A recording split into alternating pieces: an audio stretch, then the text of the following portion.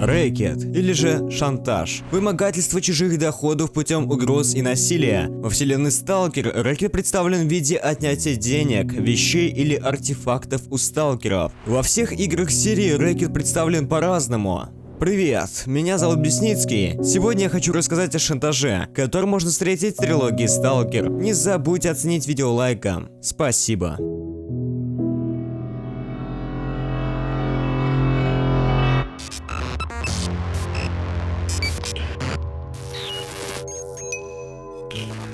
В первой части серии шантаж встречается всего один раз. Его можно наблюдать на второй по счету локации. При первом заходе на свалку главный герой видит, как трое бандитов грабят сталкера-новичка Юрика, требуют деньги или артефакты. Ты чё, козел, не врубаешься? Чуваки, да я пустой! Бабки, артефакты гони, быстро, блин, придурок! Игрок может проигнорировать их, либо помочь Юрику. Да нет у меня ни денег, ни артефактов! Гони бабло, я Это не бандиты, помоги!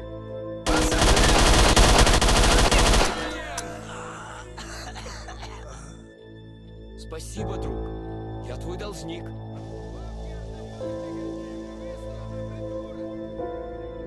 Чуваки, да я пустой! Ты чё, козел, не врубаешься? У меня ничего нет, не стреляйте!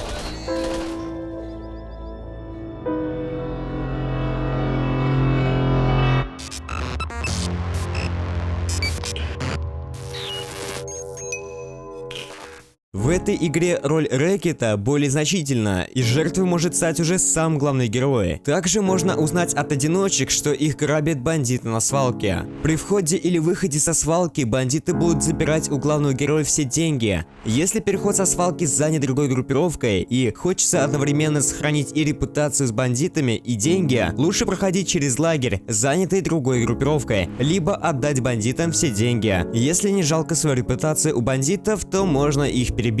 По сюжету, главного героя грабят двое бандитов в подвале барахолки. После появится второстепенное задание вернуть свои вещи, в ходе которого нужно вернуть свое имущество. Однако деньги вернуть нельзя. Выполнять этот квест не обязательно. Деньги забираются по скрипту. Кстати, в описании под этим видео я оставлю свой переделанный скрипт, который отключает отбор всех денег у игрока на этом квесте. Установка скрипта предельно проста. Просто скопируйте папку GameData из архива и перекиньте ее в папку с игрой. Информацию о грабежах бандитов можно узнать от дилеров на свалке или от сталкеров на кордоне. Они расскажут, что их грабят бандиты и забирают заработанный хабар. Шилов может дать задание по зачистке лагеря бандитов напротив базы. Именно эти бандиты и грабили одиночек. Кроме бандитов, грабежами занимаются ренегаты. Об этом можно узнать от Ареста, главный одиночек на Агропроме.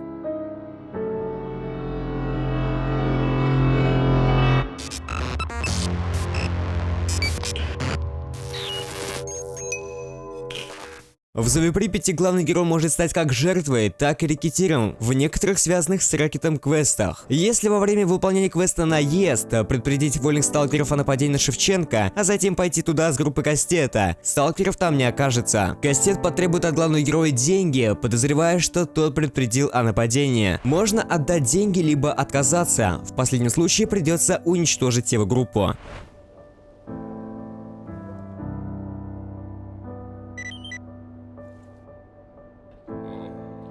Вот анекдот. Как В говорится, общем, зона, лес, поляна. На пороге старой сторожки сидит кровосос. Ща мы их! Тихо, пацаны! Не ссы! Мы ж бригада, ёп! Чё за ботва? Они это чё, типа спрятались, да?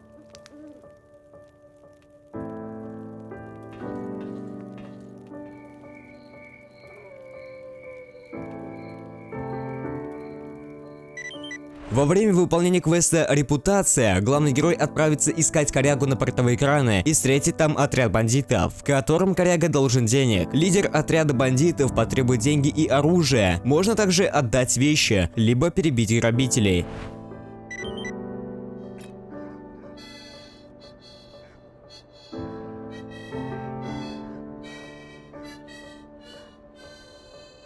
Вот это как медом помазал.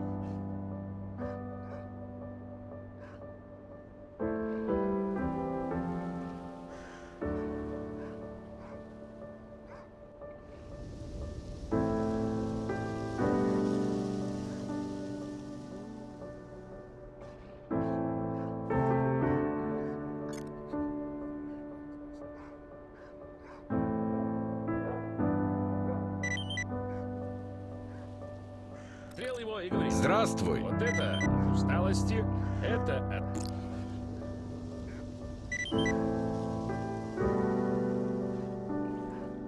Опача! Это тот фраер с нехилого волыма. Слышишь? Ну ты стой, не рыпайся.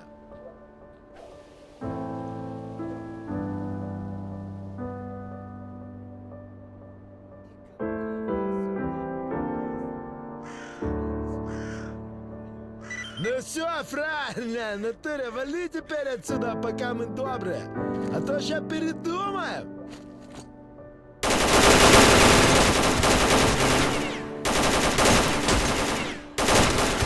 Помимо бандитов, рэкетом в этой игре занимаются вольные сталкеры. Во время квеста «Странные явления» после подбора артефакта игрока встретит Вобла и скажет, что его другу нужна помощь, и помочь может этот артефакт. Можно отдать, либо отказаться. В последнем случае, после разговора с Воблой, из укрытий выбегут двое сталкеров и наставят на главного героя оружие, приказав отдать артефакт. Можно отдать добровольно, тогда они не тронут главного героя и скажут уходить, либо перебить всех.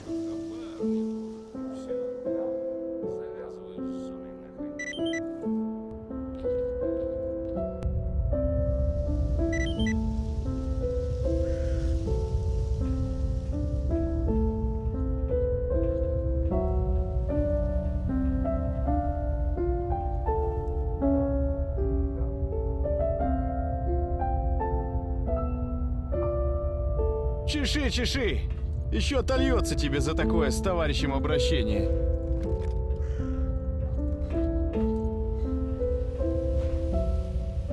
Стоять на месте! Ствол убрал! И не дергайся, понял?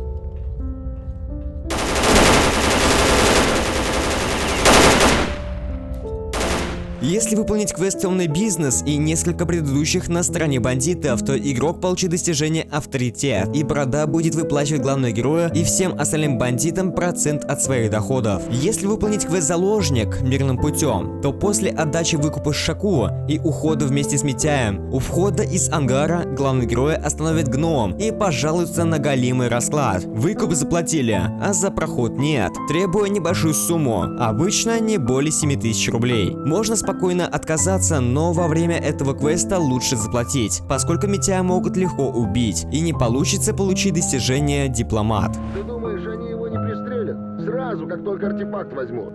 Не факт. Вот если начнется пальба, пристрелят однозначно.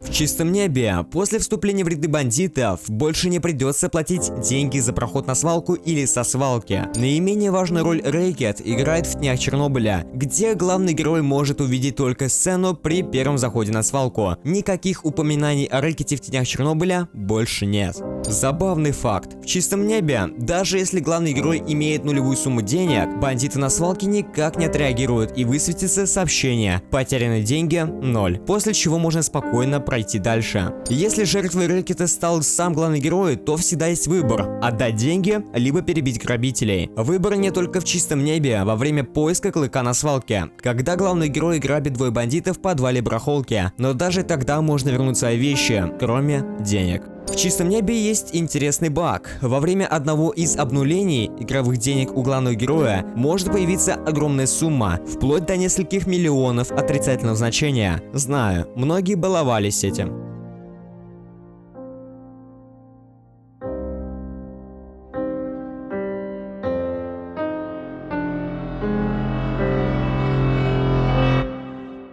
Ну что ж, на этом у меня все. Большое спасибо за просмотр. Не забудь оценить данное видео лайком, а также не забывай про подписку на канал. С вами был Бесницкий. Еще увидимся.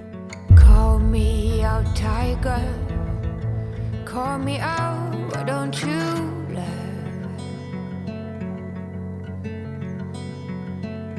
Lift me up higher above the clouds, won't you